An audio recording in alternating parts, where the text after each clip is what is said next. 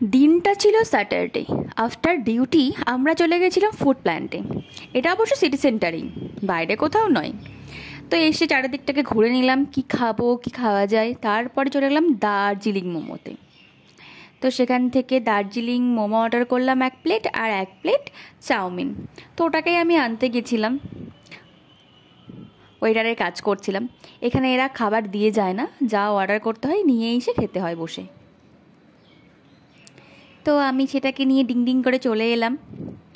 এই তো ফাইনালি চলে এলো আমাদের মোমো অ্যান্ড চাউমিন।